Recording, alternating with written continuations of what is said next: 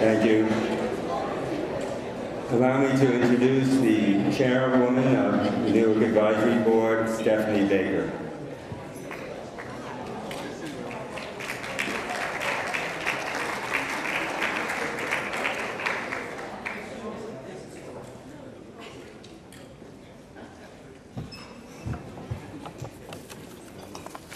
Good morning. Good morning. Welcome to the 2019 Leaders That Can and Robert F. Kennedy Urban Education Awards Luncheon. Thank you so much for being here. I have the distinct honor of introducing the Mayor of Newark, Mayor Ras Baraka. It is a pleasure to know that in this area where we serve, that we have a mayor who not only understands public policy, but was entrenched in school policy and raising and working with and developing leaders within our community. He is a Newark native, committed to education, and committed to moving Newark forward. I am proud and honored to have a mayor who is rooted in Newark, led by his commitment to the city, and leads by example. Without further ado, I would like to welcome to the stage the Honorable Mayor Ras Baraka.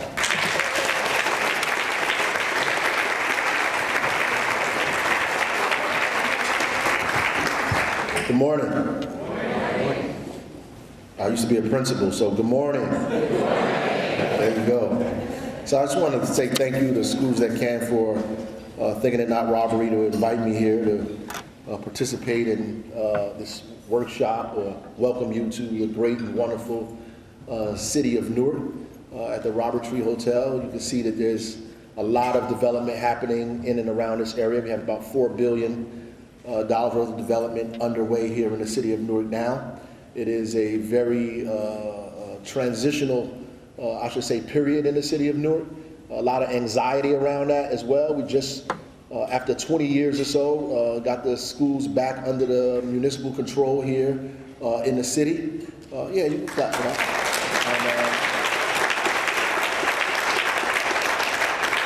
And, obviously trying to create a new iteration of what schools look like is a huge and daunting task, particularly if we're trying to get everybody involved in the process at the same time. And I'm honored to be here to speak before educators. I know the work that you do is thankless, but it is incredibly important to the life of a city, the growth of the families in the community here. So we appreciate your work and the things that you're doing every day. The honorees, Prudential and Dr. Our Chancellor here, Cantor, no two better honorees that you could give here in the city of Newark. Prudential is completely entrenched in the educational process of the city, in its development and its workforce, and trying to make sure Newark becomes the city that we all know it can be. And they have their hands in almost everything that we're doing around here, and in education they've been deeply involved as well. And what can I say about Chancellor Cantor? Since she's came here, she's been a force of her own, a whirlwind here in this city. In fact, the amount of Newark residents that attend Rutgers University has increased at least by 80% since she's become the chancellor here in the city of Newark. Talk about cultural relevance. I don't think anything is more relevant than that. That is as culturally relevant as you can get. And I think RFK, or Robert Kennedy, is a good person to name these awards after, by the way. You know, the thing that I always remember, and I don't say remember because I was, I'm not that old. That I was taught, that I read about. April 4th, 1968, when Martin Luther King was assassinated. Robert Kennedy was scheduled to give a speech in Indianapolis, in Indiana. And, his handlers, and I know very, very well about handlers. His handlers told him that he should not give a speech there. He shouldn't do that in the middle of a black community, in the middle of an assassination of somebody as powerful and as impactful as Martin Luther King, but he did it anyway. And they had this prepared speech for him, but he decided not to read the prepared speech and spoke actually on the back of a flatbed truck, which I think is like tremendous, particularly for an elected official, by the way. Very uncomfortable kind of situation to be in. And he spoke very heartfelt about something that, though he had experienced because of the death of his own brother, by the hands, in my own estimation, by the very same forces that killed Martin Luther King. And that would take a year or so to explain to folks in the heat of their anger about what has happened. So to put himself in that situation where he was uncomfortable speaking about something that he was not an expert at, to provide some kind of solace to people in the community who their immediate instinct is to respond aggressively. And I think that at the basis of that, what you're doing in this city in terms of cultural relevance and the places that you are, I think at the base of that is that, trying to provide sometimes explanation, some thinking, right? A pathway to people in a place where you are uncomfortable and sometimes are not experts at, right? You think you're an expert at it because you went to school and you got this degree, and then you get into class and you realize that you're not an expert at it, right? That delivering information is a lot harder than learning information, right? And getting people to understand, because they have to first like you. And if they don't like you, anything you say is not going to be important to them. And so how do you get someone who like you when they look at you as the reason that they're in the condition that they're in? And cultural relevance is very simple to me. I mean, people make it complex. We always say demystify cultural relevance. It's very simple. If I took a picture of this room right now, if I took a picture of the room and I gave everybody the picture, the first person you would look for in the picture is yourself, right? What do I look like in this picture? Am I too fat? Do I got on the right outfit? Is that stain right here? You're gonna be looking for yourself in that picture, right? And if you don't see yourself in the picture, it becomes less interesting to you. Then if you look further and you don't even see anybody you know in the picture, it becomes even less interesting than before. Right? And so before you know it, you're putting the picture down.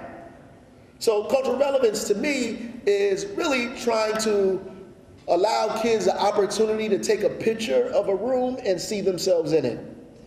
Take a picture of what's happening in this world and educational process, see myself in it. Where do I fit in the scheme of things? Where do I fit in all of this stuff? Where am I and how am I described?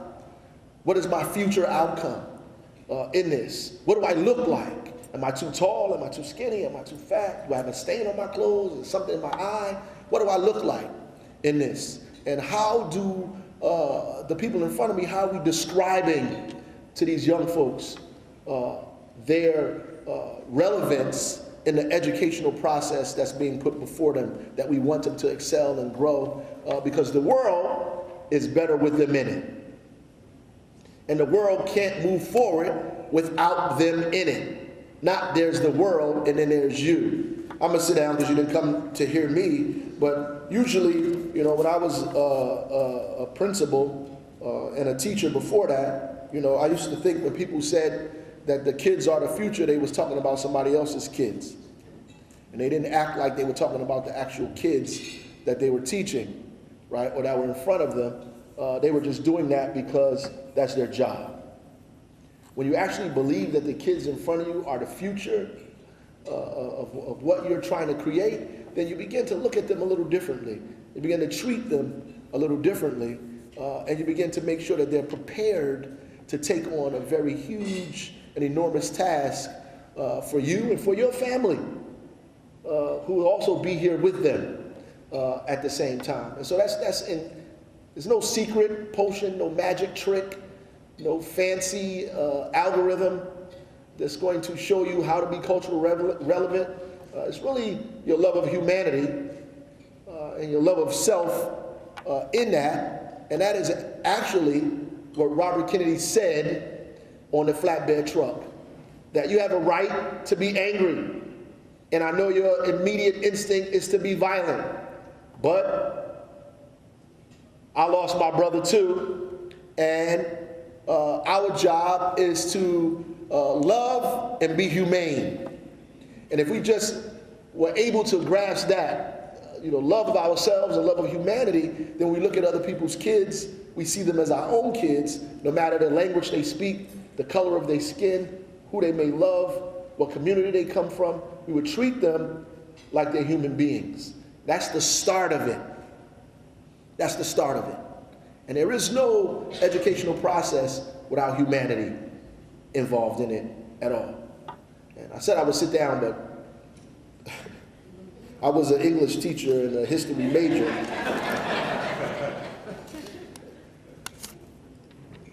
What we forget sometimes in American education is that we actually won the war. That in 1776, though all of us weren't free, that America was created and the British lost the war. And I say that because we are teaching English and the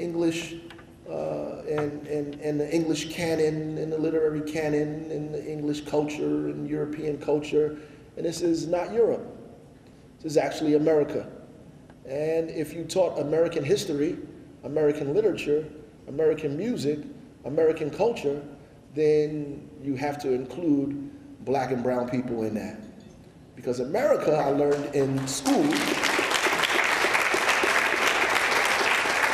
is actually North America, South America, Latin America, and despite the fight we having with Mexico, that's America too.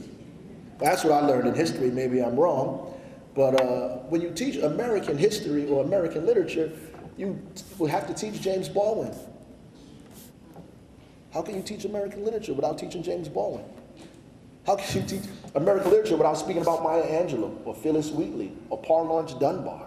How can you ever talk about any of those things without mentioning these people? How can you talk about American music without mentioning Duke Ellington?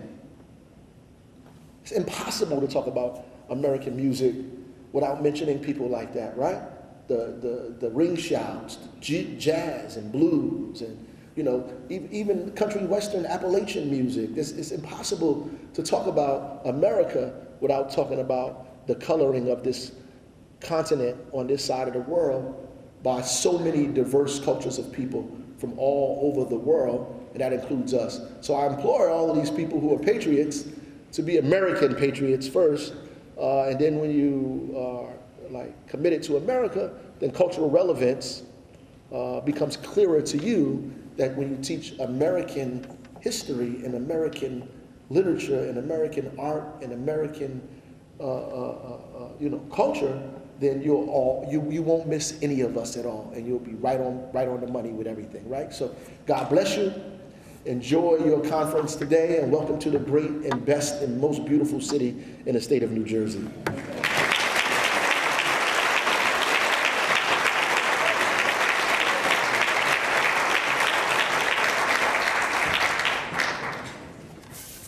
That was really inspiring. First of all, I want to say how honored we are to have Mayor Baraka with us today. 9 years ago, when we last had our forum here in Newark, the mayor's predecessor, Cory Booker, addressed us. Mayor Baraka, I just want to let you know that speaking at a Schools That Can forum is often considered a stepping stone to the White House.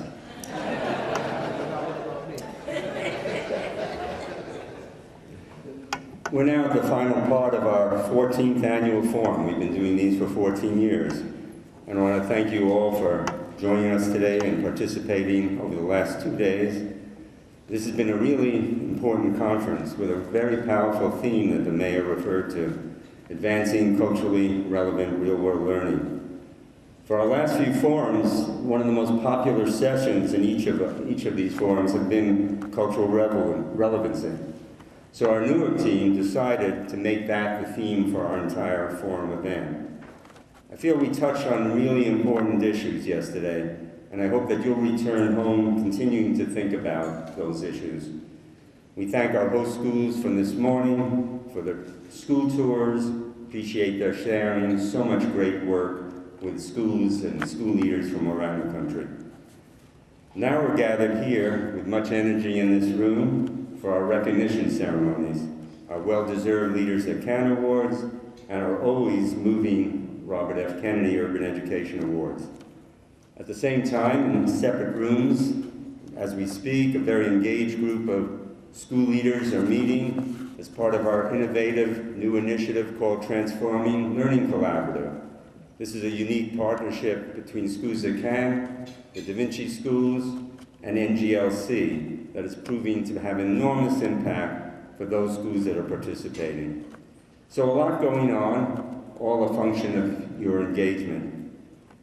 I wish to take a moment to recognize some folks who contributed a great deal to this event and our ongoing work. I wish to recognize folks here in the room, and so please rise when your name is mentioned. Don't be shy. Remain standing, and please hold your applause to the end. First, I recognize Gary DeBode, our luncheon chairman and founding chair of Schools That Can Newark Advisory Board. Gary, would you please stand? Would members of our host luncheon committee and content committee with appreciation, can you please stand? To our sponsors, whose names are listed behind me, a very heartfelt thank you to Prudential Financial as our premier sponsor, to Morgan Stanley, our leading sponsor, to other appreciated sponsors, Edison Properties Foundation, Duane Morris, Galleon Real Estate, Rutgers University, Panasonic, Newark Charter School Fund, and Highbrook Investments. Thank you, and would you all please stand in recognition of your support. If you're on our Newark Advisory Board under the leadership of Chair Stephanie Baker, or our National Schools That Can Board, would you please stand in appreciation of your invaluable service. To our Newark team, Erin Sweeney, our Schools That Can Newark Executive Director, and Tiffany Jackson and Ashaki Goodall, and to our National COO, Casey Lamb, all who've worked so tirelessly to ensure the success of this event. I'm inspired by the passion and the dedication of all our team members. Would you please stand? Plato said, if you want to understand the future of society, look to its students. If you're an educator here today, would you please stand? In much appreciation for what you do every day to make our society better. If you're from the Newark community and are here today to support our work, in a great appreciation, would you please stand? Finally, if you care about the future of kids, would you please stand?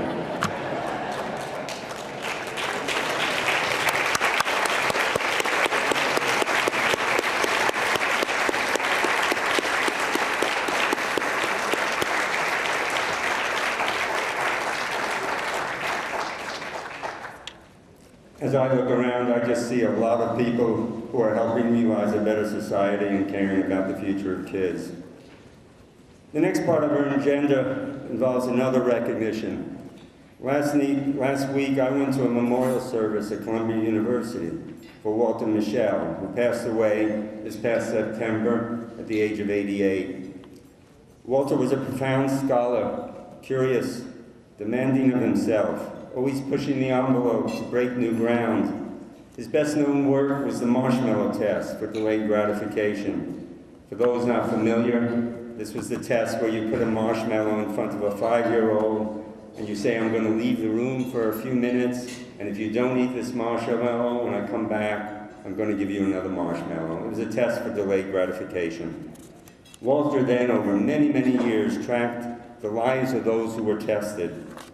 He found a high correlation between those who did not eat the marshmallow and delayed gratification and future success. My wife likes to remind me in respect to this test that it's a good thing that she does not like marshmallows. In recognition of Walter's contributions and his lifetime interest in understanding what leads to student success, I've prepared a question for our two Leaders That Can honorees, Nancy Cantor of Rutgers and Shania Harris, representing Prudential Financial. In light of surveys showing many parents are more concerned about the future of their children than ever, how can we prepare K-12 students for the future in today's rapidly changing world? I'm going to call Nancy to the podium, who will reply to this question for up to 5 minutes. Then Gary DeBode is going to award Nancy our well-deserved Leader That Can award. Before calling Nancy up, I should say she needs no introduction. Come here, Nancy. She needs no introduction in Newark, as president of Rutgers Newark, she's been a profound impact on this community since the day she arrived, including a real interest in connecting K-12 education. I also add that recognizing Walter's work has special meaning for Nancy because he was a mentor to her at Stanford. It's with great honor I ask Nancy to come to the podium and respond to this question.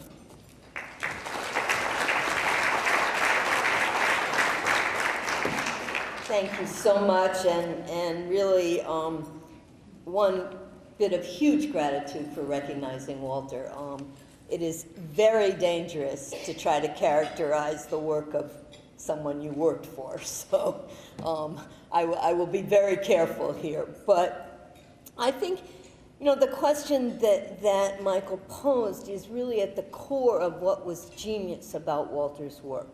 So he basically took a tradition in personality psychology that was passive, and you were given. You either you had the asset or you didn't. You had a trait or you didn't have it.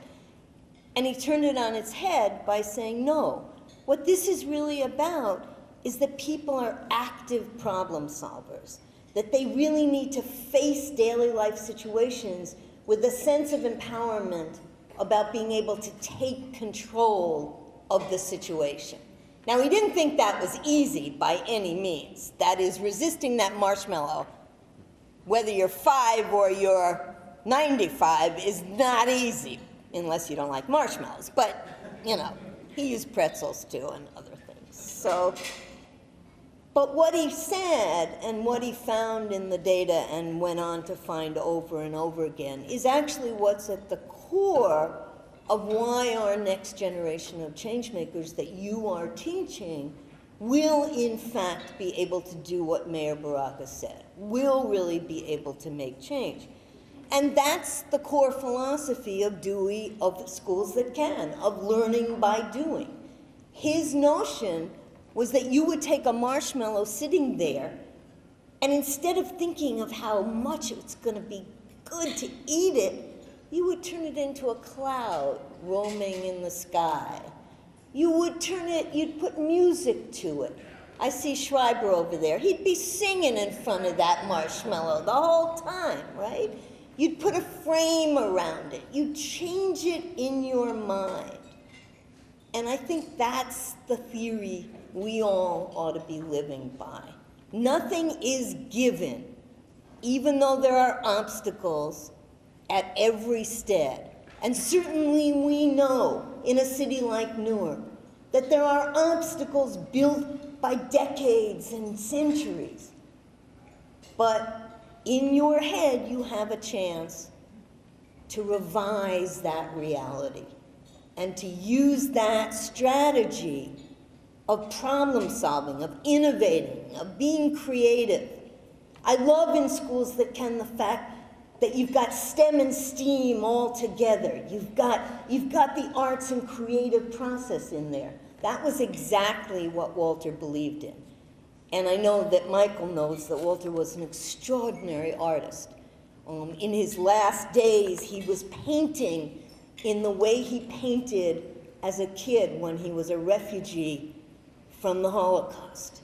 He couldn't afford Jello. He couldn't afford paint when they first escaped from Vienna and came to Brooklyn, so he used Jello. Now, is that ever a testament to what the creative mind can do? And I've always thought that he's just continuing to tell us to use Jello. I don't particularly like Jello, but, you know, you get the metaphor, right? So that's what Walter was about. Now, I would like to say that what he was about was a very, and he and I used to argue about this, a very individualistic model of how you could create a better world for yourself, how you could resist the marshmallow, right?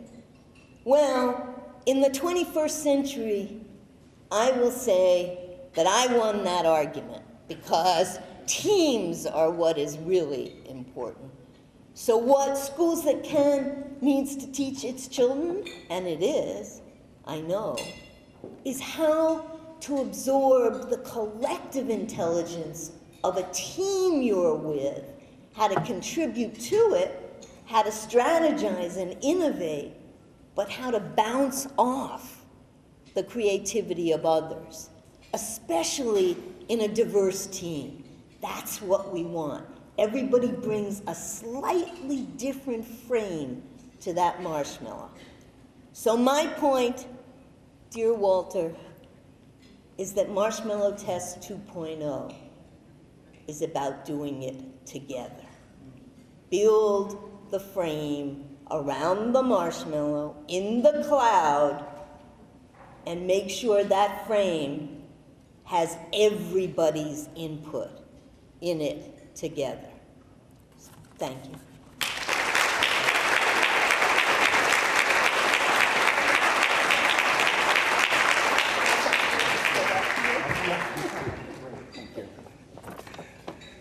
Thank you, Nancy. Those words are really inspirational, and I think you're right. Marshmallow 2.0 is a great idea. Good afternoon. I want to tell you, I'm so delighted to be able to honor Chancellor Nancy Cantor with the 2019 Leaders That Can Award. When Chancellor Cantor first accepted, I have to say I was very excited because I knew that this award was really made for people just like her. I knew she was modest, warm, kind, intensely focused, and driven to impact our world. But it was not until I read her CV and some of her writings more recently that I had a glimpse into the breadth and depth of the amazing work she has done for our communities. I highly recommend spending some time reading some of her work. I truly don't know how one person can achieve so much during their career as Nancy has, and she seems to be only accelerating, and I don't think she's slowing down anytime soon. Starting with her PhD in psychology from Stanford, she has made her mark in higher education, impacting countless lives as a professor, research scientist, dean, provost, and a chancellor at these top-tier universities: Princeton, Michigan, Illinois Urbana-Champaign, Syracuse, and Rutgers Newark. A social psychologist, Chancellor Cantor is recognized for her contributions to understanding how individuals perceive their social worlds, pursue personal goals, and regulate their behavior to adapt to life's social environments. Chancellor Cantor lectures and writes extensively on the role of universities as anchor institutions in their communities, re-emphasizing their public mission along with other critical issues of higher education, such as rewarding public scholarship, sustainability, STEM and liberal education, and gender and racial justice and diversity. Her Scholarship and Action program at Syracuse University is a model for collective impact, working within the city of Syracuse, where she achieved international acclaim and a top higher education recognition with the Carnegie Corporation Academic Leadership Award. In a recent publication by the Association of American Colleges and Universities, Chancellor Cantor wrote an article titled "Of Mutual Benefit: Democratic Engagement Between Universities and Communities." In it, she explains how the work of higher education is to cultivate the voice, talent, and active public participation of the next generation of local citizens in a global world. She has served on over 100 boards and committees at a diverse group of institutions across the country, including here at home, where she's on the boards of the New Jersey Performing Arts Center, Newark Beth Israel Hospital, Newark Trust for Education, and the Newark Alliance. During the past 5 years of Chancellor Cantor's leadership at Rutgers Newark, the university has experienced 60% growth of Newark residents attending the university. And that makes them 12% of the undergraduate student population.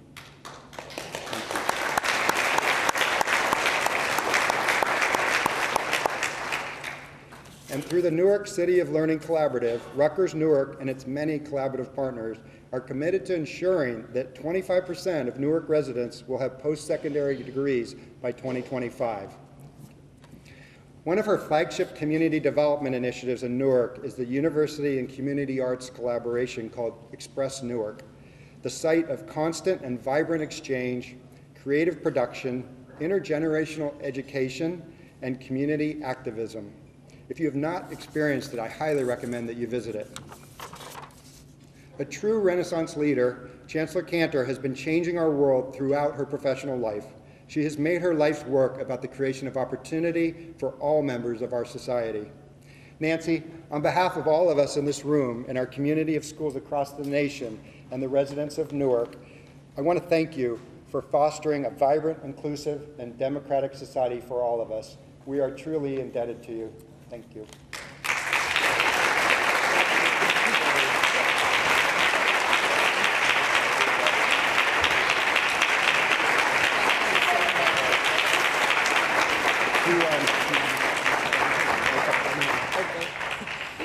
Thank you so much. This is really wonderful. The main thing I want to say, again, is nobody does things alone. This is a team effort. So a whole bunch of my really key team members are right there, but there are a lot more out there. And most importantly, nothing we're doing at Rutgers Newark are we doing alone. We're doing it as an anchor institution in collaboration across sectors with organizations like Schools That Can, with NJPAC, with a number of organizations represented in this room, with the mayor, with everybody we can corral around the table, because we know that making a difference makes a difference together. Prudential is one of our closest colleagues and collaborators, so I'm thrilled to have Shanae with me sitting there, and congratulations to her. And I also just want to emphasize that all of us have to understand the importance of digging deeply locally. That's where an expansive talent pool is. You can define local however you want to define it, but it's got to be in the community of which you are a part. How broad that community is going to be different for every kind of institution and organization. But we cannot be inward looking. We have to be outward looking. We have to do the pathway building that Schools That Can has been doing. And we're so impressed with what they've been doing, because they really do that learning by doing, and they're creating, as you all know, the education to career pathway with a whole bunch of institutional collaborators inside and outside the walls of schools. And that's how it should be done. And let me tell you, our Newark residents really appreciate it, and we love our Newark kids. So thank you.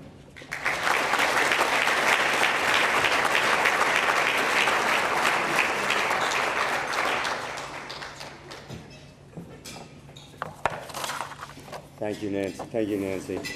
Next, we're honored to be recognizing not any one person at Prudential Financial, but the entire company and the impact it has on the Newark community. Again, for anyone in this room from Newark, Prudential's enormous positive impact needs no introduction. It's a company that holds its social responsibility in high regard, and as such, it is truly a model throughout America for corporate social responsibility. Responding to our question and accepting our Leader That Can award from Erin Sweeney is Shanae Harris, Vice President of Corporate Social Responsibility and Executive Director of the Prudential Foundation. It's with great respect and appreciation I call Shanae to the podium to first respond to our question and then receive on behalf of Prudential our Leader That Can award. Shanae, our question again is, how can we prepare K-12 students for the future in today's rapidly changing world?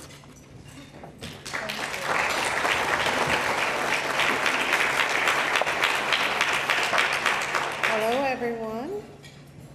Again, my name is Shanae Harris, and it's my pleasure to be here today to welcome this national network of educators and policymakers to the city of Newark. Prudential has had a long-time commitment to ensuring that students are prepared to fully participate in the future workforce, and that starts with having access to a high-quality education. Our company's purpose is to make lives better by solving the financial challenges of our changing world. And we know that having quality employment and earning a livable wage is a core component to achieving financial security. We believe that supporting young people to develop the skills needed to compete in a rapidly changing environment is critical to growing our next generation workforce. But more importantly, for young people in our community, access to a high-quality education is a vehicle to achieve equity, to level the playing field. And we know that when a young person has the support and resources they need to succeed, it not only positively impacts that individual, but their families and their communities as well. So at Prudential, we understand that growing and evolving our workforce is necessary for us to continue to compete in the marketplace and ensure that our business model is sustained. And that means doing our part to help prepare the next generation of jobs that probably have not ever been imagined or created yet. Because technical skills in this digital world will always continue to evolve and change. And as a result, students need to be constant learners, to be adaptable, and to know how to navigate complex or gray situations. These soft skills will help them to adapt to the rapidly changing needs of the workforce. And in order to accomplish this, employers and educators need to collaborate more so that educators know when talent needs and demands are changing in the workforce. And all of this helps students better understand the connection between classrooms and careers. So at Prudential, we have tried to be more intentional to connect the link between academic preparation and workforce skills. For example, working in collaboration with high school math teachers and math college professionals in Newark, we created a citywide strategy to increase K-12 math achievement and increase the number of students going into math careers like actuary and finance, which are high-demand careers that we need here at Prudential. We are also proud to partner with Schools That Can to deploy our actuaries and finance professionals to high school math classrooms across the city to help them better understand the skill sets needed to succeed in these careers. And our actuary department is hosting an actuarial program for high school students right here in Newark. Schools That Can is also bringing together high school math teachers and college math professionals to exchange ideas and brainstorm new strategies to increase student math skills. And our partnership with Schools That Can has also led to the creation of after-school clubs in Newark to support middle school students who work throughout the year with our Prudential employees to develop their own community service projects. So we believe that businesses like ours have a role to play in providing young people with the tools they need to access the job market and to get on the path to financial security. And that's why we're investing in solutions nationally to address this issue. But here in Newark, we are deeply committed to supporting the aspirations of our young people because we know that we are creating economic and social opportunity that will fuel meaningful and lasting change for generations to come. So thank you again for this recognition, and we're really happy again to be here.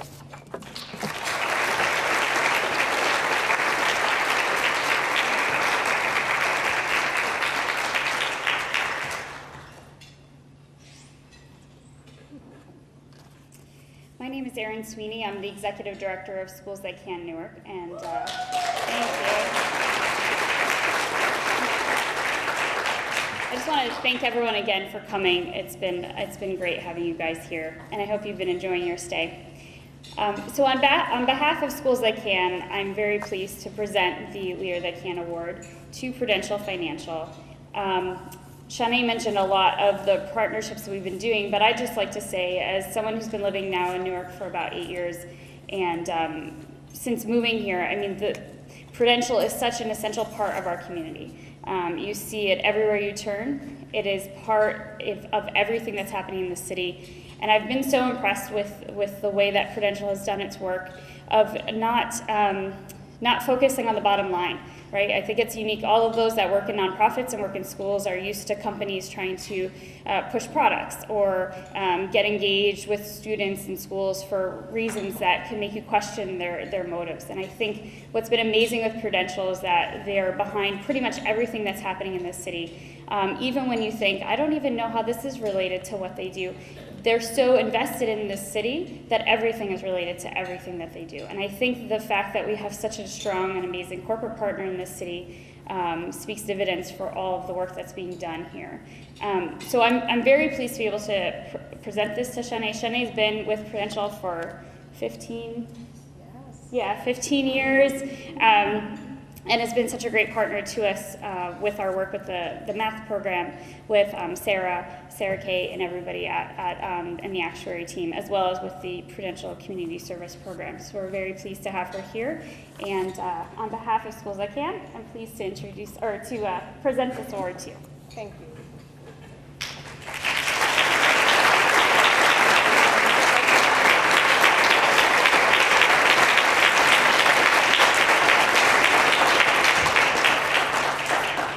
Again, on behalf of all of our employees at Prudential, we'd like to thank you for this recognition and honor.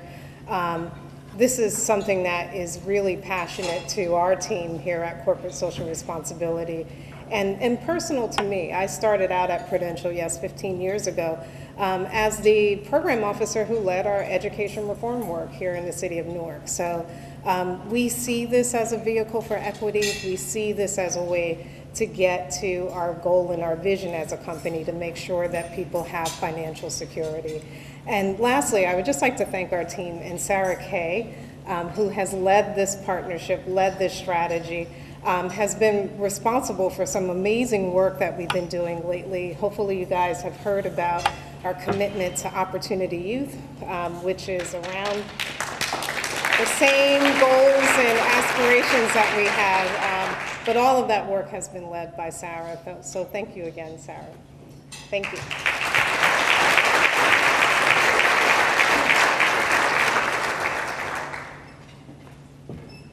Well, thank you for all being such patient listeners. And now you get a break. We're going to have lunch and then to be followed by our very memorable and inspiring RFK Awards.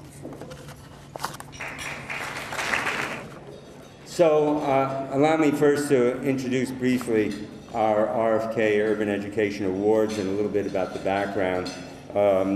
This is our 6th year. It's been a long ride of partnering with RFK Human Rights to recognize a school leader, a teacher, and a student for reflecting those characteristics and moral courage that Senator Kennedy held so dear. I'd like to take a moment to ask Karen Robinson from RFK Human Rights to please stand. Karen has worked with us for all these 6 years. And we appreciate her dedication for their purpose. I'd also like to ask prior RFK School Leader awardees who we're honored to have with us, I think one may have already left. Richard Clark from Cleveland. Richard, would you please stand?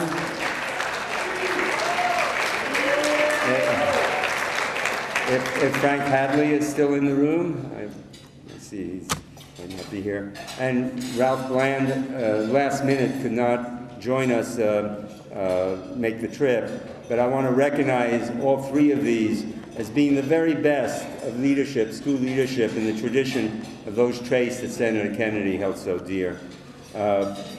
Every year, respondents from our forum surveys consistently rank this ceremony at the highest levels, and there's no surprise. I mean, who cannot be moved by seeing award winners and nominees recognized for their passion for learning, for moral courage? This year, we've received nominations from 6 states with a record number of teacher candidates. And as always, the ability for RFK Human Rights to decide which awardees win is extremely challenging. We congratulate all candidates as winners, and you all are winners. Each year, we're honored to have a member of the Kennedy family present these awards.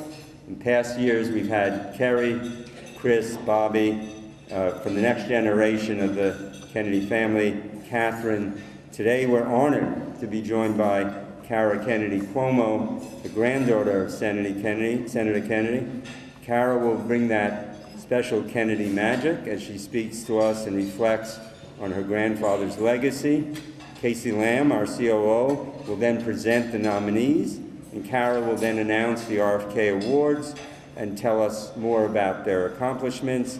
I thank Kara, and I'm very pleased to ask her to join us at the podium.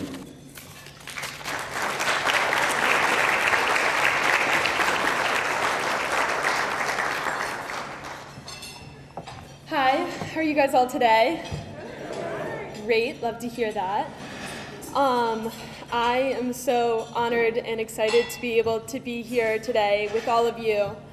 And I came in this morning and I was actually speaking with Karen, who you guys were just introduced to briefly, and she said that she was on the phone with my mother, who runs the Robert F. Kennedy Center for Human Rights, and they were talking about this event and planning for it, making sure everything was going to go well. It's important to the organization and to my mother's work with the Robert F. Kennedy Center, and she was saying, Cara, we're so happy that you're here, and I was a little surprised to see you volunteer for this, because it's usually, one of your sisters who volunteers for public speaking engagements, which is a very polite way of saying that I am horrendously shy and she has no idea why I subjected myself to this.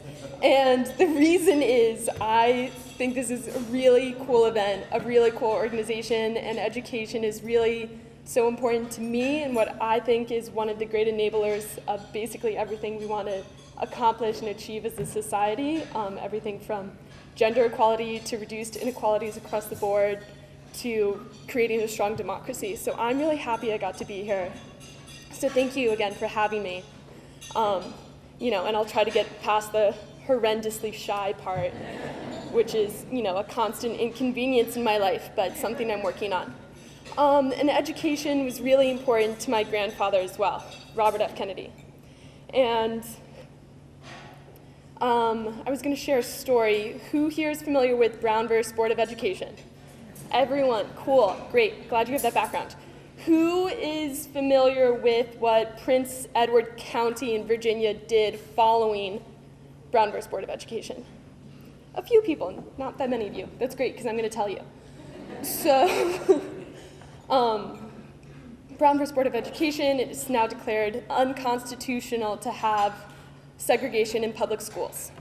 Prince Edward County in Virginia was, not really super on board with that mission and that message, so they, as a workaround to this new law, abolished public schools. And they said, if we're going to have desegregated public schools, we just won't have any public schools at all. So what they did is shut down all the public schools in this county in Virginia and instead opened up a bunch of private schools which white children could afford to attend and African American children could not afford to attend. And so you had this entire class now of African American children who didn't have access to any education, public education. And so what my grandfather did was help start an organization called the Prince Edward County Free School Association. And what they did is rent out some of these public schools from Prince Edward County and fly in all of the best teachers that they could find across the United States. And they created schools that were so high quality and doing such an incredible job for this African American population that white kids started coming back from the private schools to attend the public schools because they were such higher quality, and these kids now got to have an education. So that's an example of what I think is so important, because not many people know that story, and it's not a piece of legislation, because that's what you can do with government. Government's incredibly important. Later, in '64, the Civil Rights Education is passed, which puts a large stop to all of that kind of action, where you can just abolish public schools, which is really not a great idea. So, but Robert F. Kennedy, who's such a champion of government and the tool of government for creating good and public goods in society, also recognized when you have a goal that's so important that you need to do something here and now to work towards that, in addition to committing yourself day and night to the tools of government as well, and using all the tools in one's tool belt to create important impact solutions, one of which, of course, is education. And one of my favorite anecdotes about that story is, I wasn't alive during the time my grandfather was alive, so I get to learn a lot about him from stories told from my family members. And this is one of the stories that they told me, which is when he visited Prince Edward County and visited all the schools, all the children who were benefiting from this free school association. There was about 1,574 students, I think, something like that, but about 1,600 students. And they, as a thank you to Senator Kennedy for all he had done for them with giving them access to education in these schools, had all organized a fundraiser and all worked together to raise money for the John F. Kennedy Presidential Library in Boston. And they presented that gift to my grandfather when he visited. And it was $99.64, all in pennies. Which I think is just a really, really adorable and such a cute story, but such a testament to how that gratitude and that thankfulness, and which was the response to his, generosity and dedication to that community and to education, particularly within that community. And one of the great things I hear in all the stories told to me about my grandfather is people often forget the very specific whats of what he did. Like, not many people know that story about what he did in terms of education in Prince Edward County, but a lot of people know how he did things, and that's with moral courage and with compassion. Those are the two really key themes that I hear over and over again when I read books and biographies and hear stories about my grandfather, is those two sentiments, those two dedications, those two feelings of compassion and of courage and of standing up to people when they need standing up to, and doing that in an inclusive and understanding and empathetic way.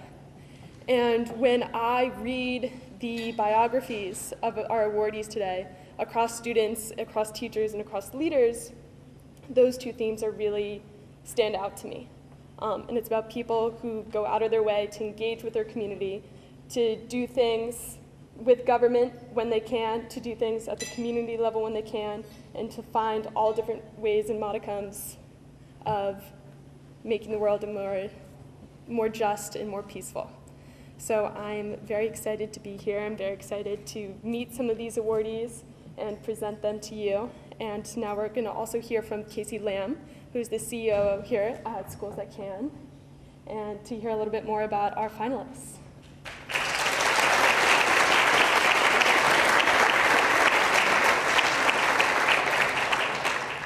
Thank you so much, Cara. It's so amazing to have members of the Kennedy family here with us each year to help honor the students, the teachers, and the school leaders who don't get honored and recognized often enough for the important work that they do to help prepare our next generation of leaders and help change our country and our communities.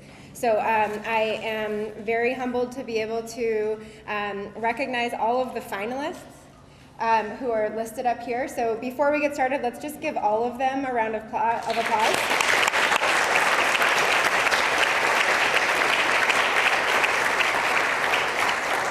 So for each category, I'm going to share just a tiny bit about each of our finalists and ask them to come to the stage to receive a certificate and take a picture, and then Cara will announce the awardee and share a little bit more about that awardee. So we're going to start with our students. So our three student finalists are Anais Castro, Quinika Garrett, and Marcy Maza Fredley. Please come to the front.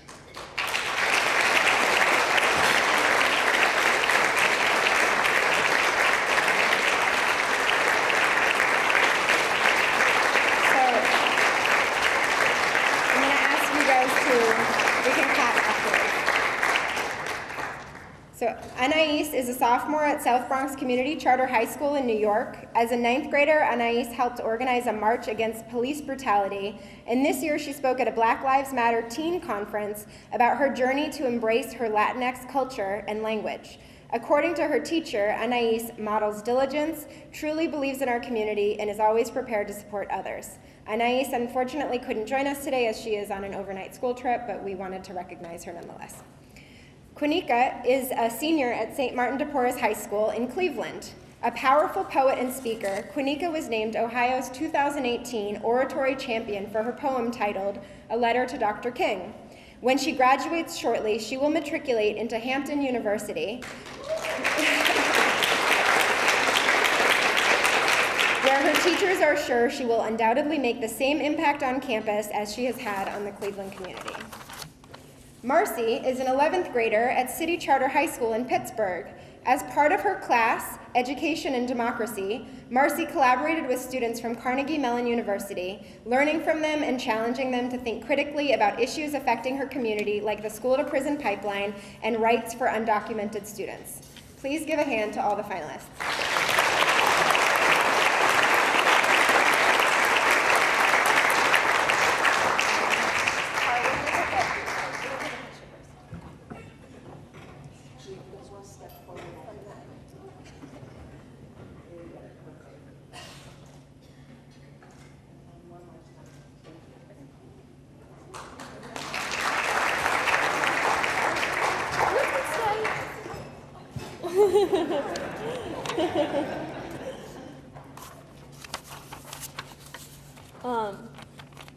I'd like to say congratulations to you both, and this year's award will go to Marcy.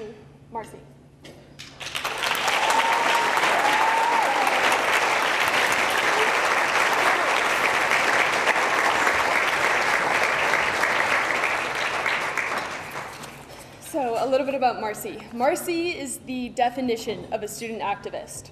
Her teacher, Mr. Varga, said he has rarely met a student with just as much academic integrity and a stronger commitment to making our world a more just place for all. In her class, Education and Democracy,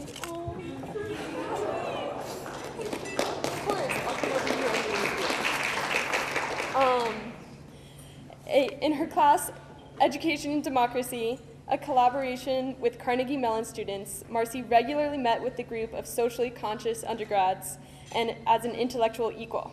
A voracious reader and writer, she brings tenacity to her learning that is exceptional, particularly when questions of politics, power, democracy, and justice are involved.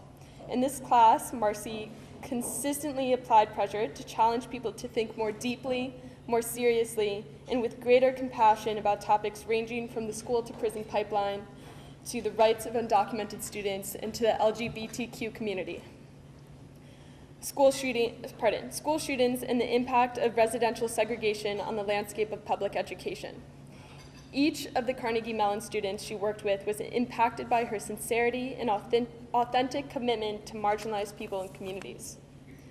Marcy is the first student to organize her classmates to attend a rally or meeting around a critical issue affecting people's lives. A talented writer, at a large women's march in Pittsburgh, Marcy performed a powerful spoken word poem about women's rights and the need to break free from the cultural constraints of misogyny and patriarchy. Love that. For her graduation action project, she petitioned the school administration for approval to lead a student walkout in solidarity with marginalized communities. Marcy participates in the true grassroots elements of struggling for social change, but fully realizes that there is a deeply academic element to this work as well.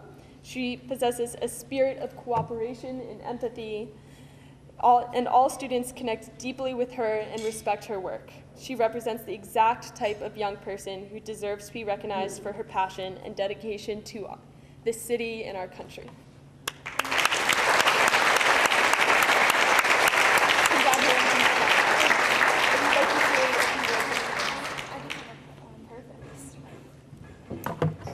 Hello. First, I want to say thank you so much to everybody who's here today. I was not expecting that. But more importantly, I'm an activist. I'm sorry, I'm just a little. I'm an activist. I stand at the front lines of protests. I stand scream at the top of my lungs at chants and lead those chants. I hold signs made out of cardboard and I hold my arms until they ache. I sit in front of traffic in the rain, surrounded by bystanders who blare their car horns in my ears. And I do it because civil disobedience is the only way that people will finally understand.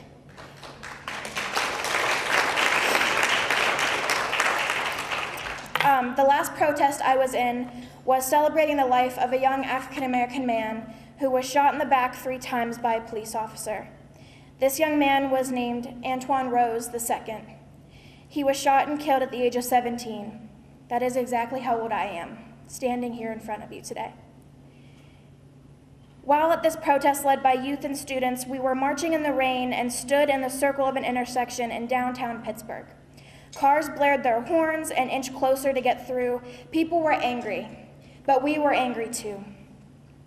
But in that moment, the people in those cars were affected to a small degree, enough to hopefully understand the true effects of systematic racism and how it affects everybody. And if it didn't affect them because of their skin color, it should have encouraged them to stand against it because now they are affected. I can guarantee that everyone in those cars behind us left with a feeling of curiosity, anger, or even misunderstanding. But they were affected enough that it put a pause in their everyday life, just like racism put a forever pause in the life of Antoine Rose II.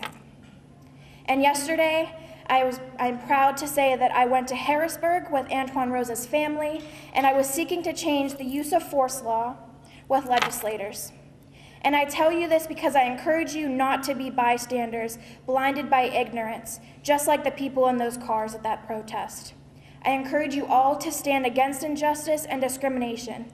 And if that means that you do not stand on the stairs of the Pennsylvania Capitol, then I urge you to put yourself in the place of those affected by gun violence, racism, sexism, gentrification, xenophobia, and transphobia.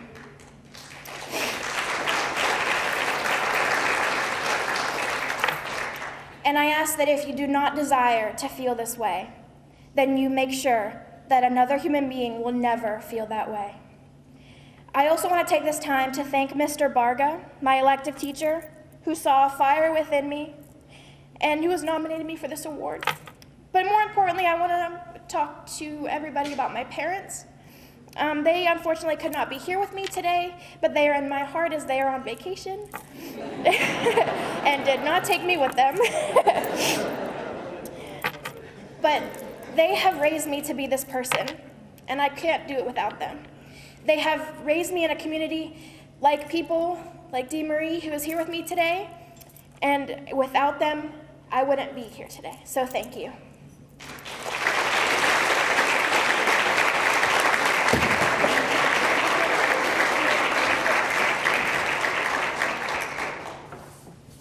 Thank you so much. Next, we're going to do the teachers. So this year's teacher finalists are, and I'm going to ask you to hold your applause until afterwards, Mercedes Alvear, Damian Johnson, and Lori Weaver. Please come to the front. Hold. Okay. Mercedes is the Transition and Alumni Coordinator at Namaste Charter School in Chicago. Though relatively new to teaching, Mercedes has already won the respect of her peers who believe she is in the right field and will go very far, making a deep impact on her community for years to come, which is the same community in which she was raised and educated. The students know Mercedes as someone they can trust. She's a friend when the students need one, and an adult when they need to hear hard truths. Damien teaches American history to 10th graders at MC Squared STEM High School in Cleveland. According to Mr. Powell, in a time where many classrooms are forced to teach to the test, Mr. Johnson is able to be creative and original while also leading the district in effectiveness.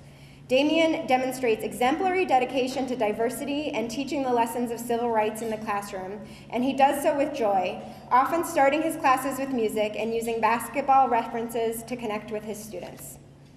Lori is a special education teacher at Foundation Academy in Trenton.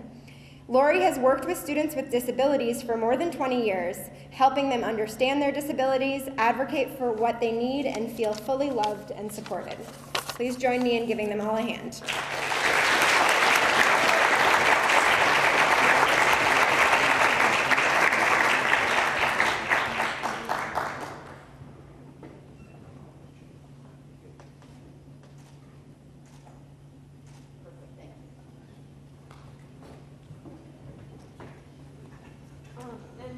Big congratulations to all the finalists, and congratulations to Lori Weaver this year.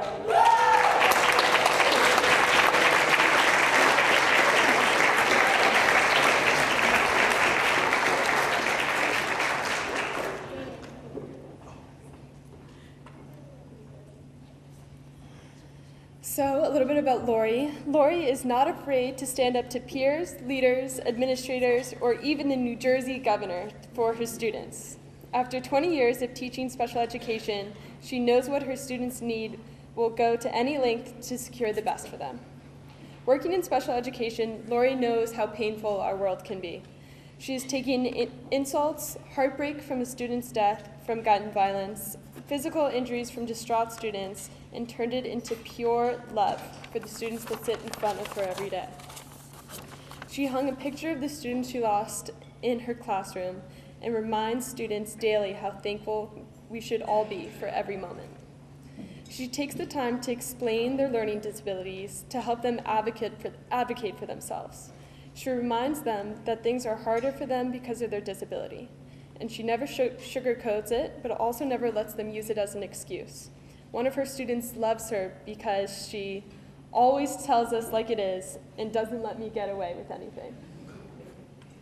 When one student with a behavioral disorder punched her, she began a practice of giving him 20-second hugs every single class, because it takes 20 seconds for a hug to have healing powers.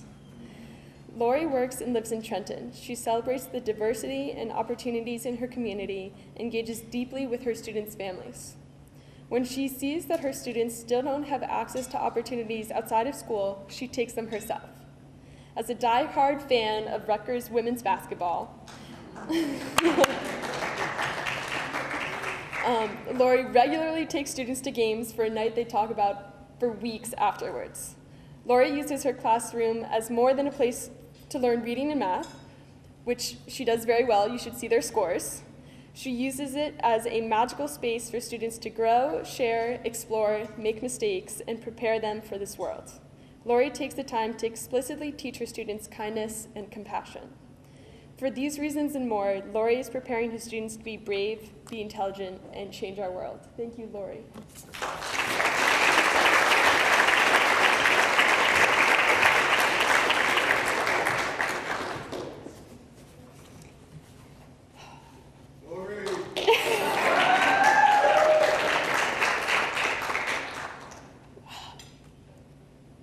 I wrote something down. I'm not going to read it.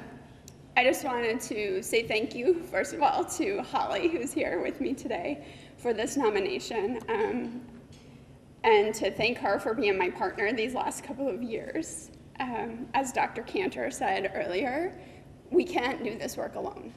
I've never done this work alone. I've never actually taught in a classroom by myself in 20 years. I've always had another special education teacher, a general education teacher, a speech therapist, paraprofessionals, numerous other adults who have been there to support my kids. So I could not do this job alone, and we work together as a team always to make growth for our kids, whether that's emotionally, socially, or academically. I do want to acknowledge and thank you for acknowledging Tashawn. I've thought a lot about him this week and texted with his mom last night. It's been a very challenging year after losing him. He was one of my students who I continued to support even after he was no longer a student in my classroom. And this is not just for Tashawn, but for Tashawn and for Bryce and for Tajadeen and for Lydia and for every student that I've ever taught, because my students have to work harder than neurotypical students. my students make twice the gains, it just takes them longer. And so they're not going to learn it in the same way, and they're not going to learn it on the same day, but they're going to get there. It might take more money, it might take a different tool, it might take another person, but they can get there. So thank you to everyone who has never sold my students short, who has never let their disability get in the way of their abilities. I'm so proud and honored. Thank you to my best friend Cynthia, who's here, my best friend Christina, who couldn't be here, to Holly, to my parents, who aren't here because I also have a sister. I have many sisters, two of whom have disabilities and have really impacted what I do in my work. And so thank you again, and I just couldn't be more proud to represent my school and my community and my students, all of them over the past 20 years. So thank you.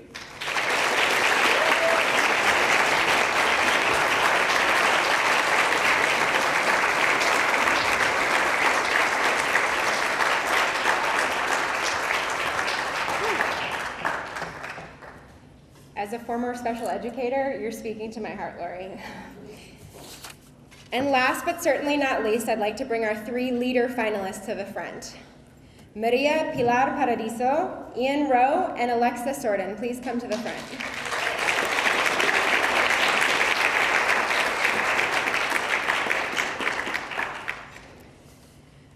While they're coming up, Maria is the head of school at Link Community Charter School here in Newark. Some of you may have visited her school this morning. Maria has been at Link for more than 15 years, and she spearheaded its conversion from an urban independent school to a charter school, enabling Link to more than double in size in order to better serve the community. Ian is the CEO of Public Prep, a network of single-gender charter schools in New York.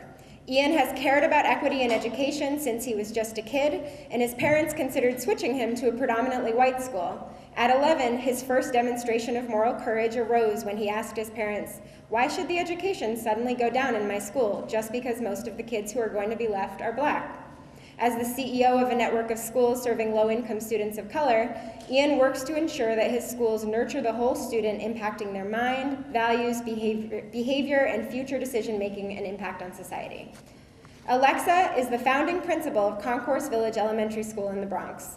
In 2013, Alexa opened Concourse in the poorest congressional district in the country on a site that had previously housed 2 failing schools.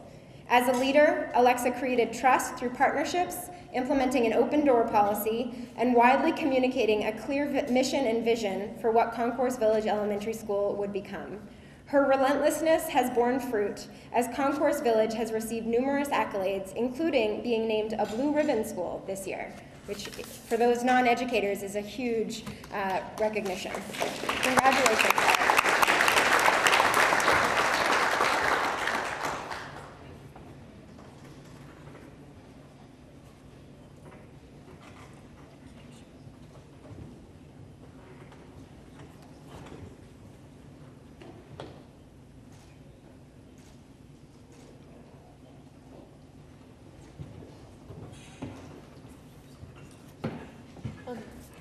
Congratulations to all of this year's nominees, finalists, and a special congratulations to this year's Leader Award winner, Maria Pilar.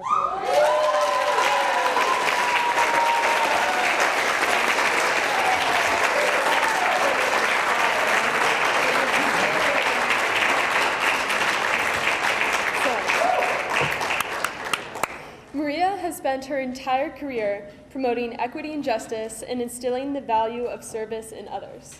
Her greatest act of moral courage was displayed when Link Community School, then an independent middle school, converted to a public charter school. Through Maria's leadership and fundraising savvy, Link survived the Great Recession of 2008 and was one of the few urban independent schools that remained open when many were shutting their doors. At the time, Link began to face perhaps the most difficult decision in its 40-year history. Students were entering Link with wider gaps, and there was a need to reach students earlier. It was also becoming increasingly difficult to fundraise over $2 million each year, and that goal would only grow. How could Link continue to serve the community that it had embraced since 1969? Founded on the heels of the 1967 social unrest, Link is grounded and well-respected in the community. Generations of family members have been educated at Link. As charters sprang up in Newark, Link remained a neutral party in the divisive school choice debate, and yet after assessing alternative models for expansion, the most viable option was conversion to a public charter. Maria and the school's leadership were faced with a pressing question. Could Link do it? Would families choose Link if it were a charter school? Could Link remain a small, supportive learning community as a public charter school? And could Link make the transition without interruption? Maria and the school's leadership were accustomed to achieving the impossible, having survived the 2008 recession and relocating the school mid-year during the 2012 academic year. This was the first step towards growth and expansion. However, now, like never before, the fate of Link rested in a single decision. Could the potential benefits of becoming a charter exceed the risks?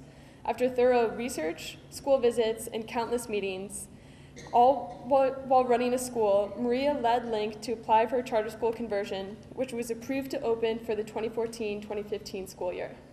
Since then, the school has more than doubled in size from 136 to 288 students. Maria has demonstrated that moral courage and strong visionary leadership can achieve positive results for underserved youth regardless of the type of school structure, traditional public school, private charter, or private.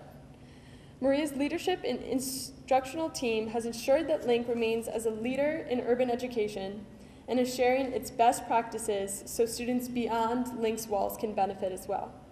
Other school leaders have even turned to Maria as a thought leader, and are looking to replicate Link's practices in whole or in part. While the conversion may be one of her greatest legacies thus far, Maria has also demonstrated moral courage in small, everyday ways. In education, we know that consistency is key. Annually, Maria advocates to parents for their child to attend a life-changing outdoor adventure trip, traveling to the Bahamas to spend 1 week learning on a sustainable campus. She also helps students attend elite boarding and day high schools through supporting acceptance and financial aid. Maria walks the walk. She holds Link students and staff to the same high degree of excellence. She pushes them just enough for them to see the greatness in themselves and nurtures them to thrive. It's no surprise that Maria, who gives so selflessly of herself, has inspired countless others to take courageous acts to ensure students from Greater Newark receive the same quality education as students from a high-performing district or elite prep school. This year, as Link prepares to celebrate its 50th anniversary, it's a most fitting time to honor Maria for her selfless moral courage on behalf of thousands of Newark area youth and hundreds of urban educators. Congratulations again, Maria.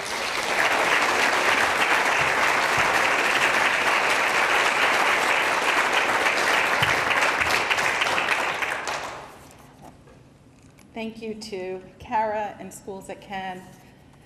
I have been a member of Schools That Can since about 1999, 2000, and it's an extraordinary organization that brings together educators across this country who are all committed to the same exact thing, social equity.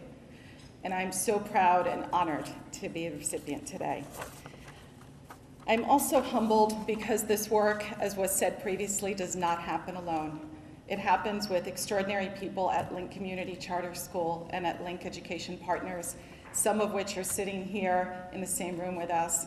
This work cannot happen unless a community comes together to support it.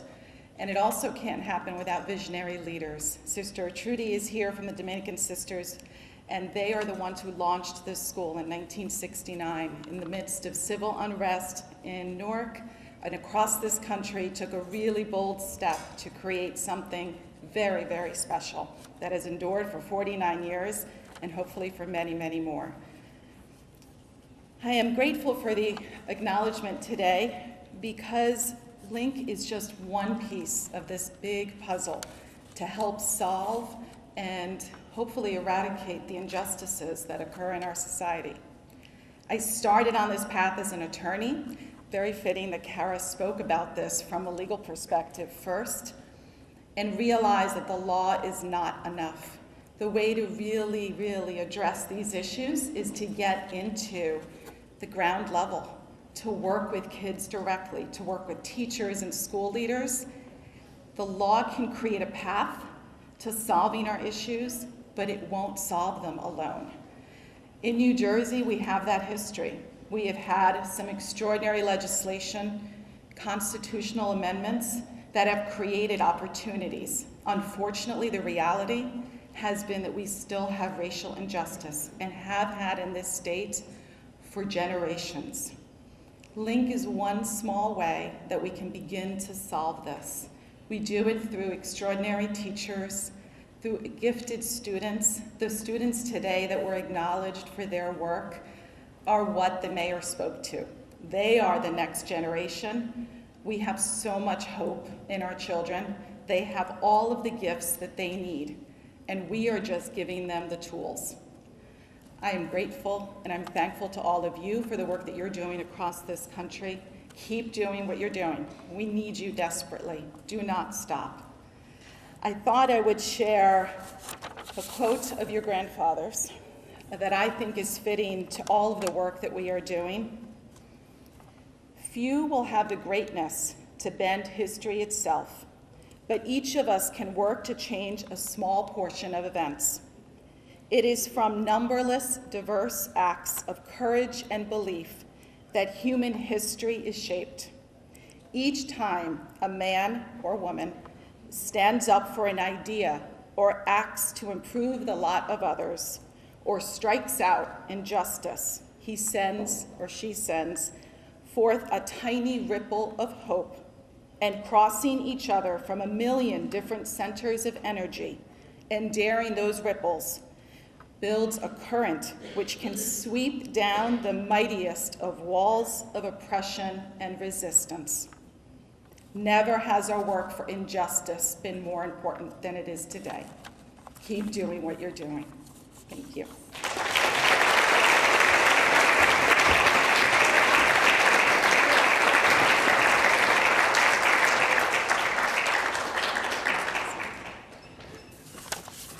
Okay.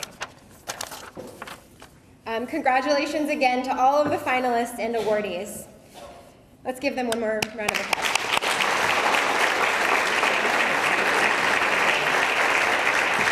So as we wrap up, I just want to thank you again for joining us for the 2019 National Forum and Awards Luncheon. We hope that you made a new professional connection, that you gained a new idea, and that you're heading home inspired to get back to work. I also want to extend another thank you to all of our sponsors. Click. No? Okay, I will. To all of our sponsors for making this week possible and for supporting our work in Newark and across the country. Thanks also to the Planning Committee and the Host Committee and all of the schools who hosted school study tours this morning. Thanks to the STC staff for helping make everything run so seamlessly, especially our Newark staff, Aaron and Ashaki and Tiffany, for really bringing the work of Newark to life.